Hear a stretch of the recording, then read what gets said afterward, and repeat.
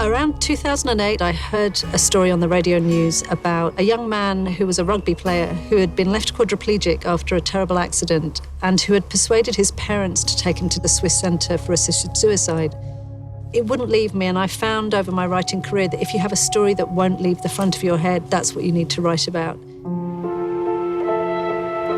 This is her baby. This book changed Jojo's life.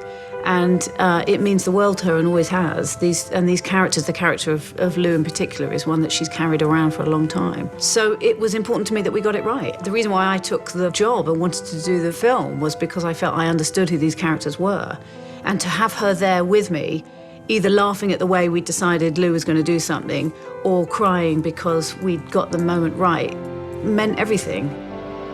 I pitched it to my then publishers, who were not very excited about it as the idea for a book. I wrote it in a year where we didn't have an income. I didn't have a book contract, and I wrote it anyway. My husband supported me. We took it to another publisher who loved it, and luckily for me, it just kind of took off. As soon as it was published, it just seemed to resonate with people.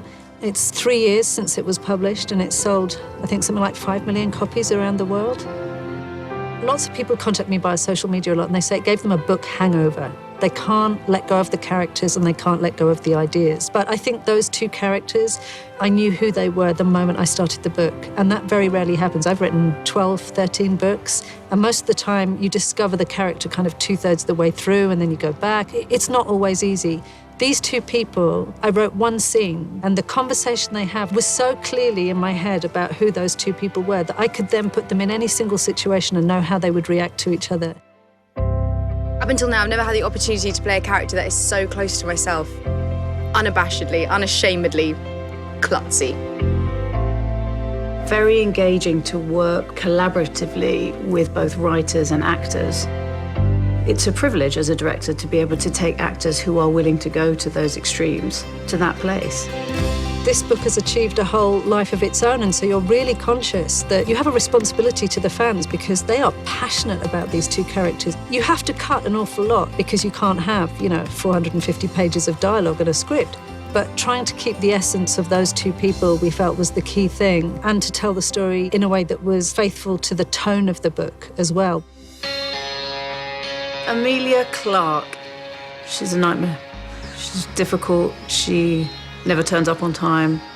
She never does anything you ask. She's wayward. She just does it. No, she's not. She's amazing. My opinion was sought on the casting and they showed me some of the auditions. But I have to say, as soon as I saw Emilia, she was the Lou in my head. And it took me a moment because I thought about her other part as, Game of Thrones Khaleesi. I was like, how is that going to work? She's got such a beautiful arc, and everything that I've played up until this point has been like strong, powerful women. But with Lou, she just had such a sincerity and a charm and a kind of authenticity. Someone who's a bit of an idiot and British, there you go. I remember secretly texting the producer and I just said, we found her. She was perfect. The most difficult thing was, of course, making sure that the chemistry was there. I wanted somebody who had warmth and charisma and an incredible kindness actually underneath that in order for the journey and his transformation to happen. And with Sam Claflin, we got that.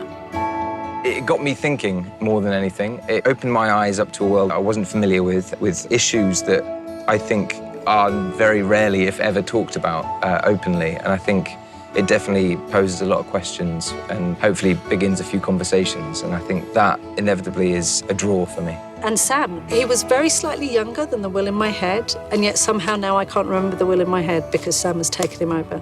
It doesn't matter how many times I sit there and repeat it in my head as I'm writing the script. When you hear an actor say it, they bring something completely different to it, and sometimes it's better. The casting process was long and arduous, and we were incredibly careful to try and get the right balance of people throughout the movie, and I'm thrilled with their performances across the board. Janet McTeer is somebody who I've dreamed of working with. People make assumptions on what they see like that. And I think one of the nice things I really liked about the film is that as you go through, you tear off the layers of what people have grown up with and you see these people just for people. And at the end of the day, my character, who starts out quite scary, she's just a mum. It really does take you somewhere new. It's proved to be difficult at times, but I think we've got through it together. I guess the thing I've decided, having watched what it becomes on screen, is that people are going to get something quite different out of it. They'll get the same story, they'll get the same characters, but like every creative medium, what we do is only 20%. What the audience will get out of it, they bring their own experiences, they bring their own prejudices and hopes and fears. Both in the script and in her book, Jojo managed to find a level where the difficult parts of the story are incredibly accessible. So it's all of these elements that grabbed me to begin with. Very recognisable themes. It's a strangely simple story.